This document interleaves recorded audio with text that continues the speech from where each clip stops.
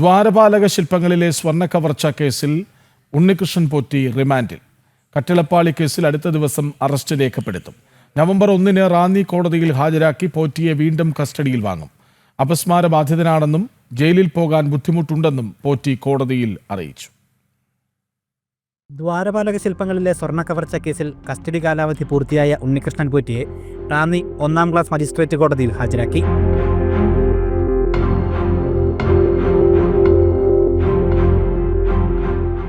അപസ്മാര ബാധിതനാണെന്നും ജയിലിൽ പോകാൻ ബുദ്ധിമുട്ടുണ്ടെന്നും പോറ്റി കോടതിയിൽ പറഞ്ഞു. വൈദ്യപരിശോധനയ്ക്കുള്ള സജ്ജീകരണങ്ങളുണ്ടെന്ന് പ്രോസിക്യൂഷൻ ബോധിപ്പിച്ചു.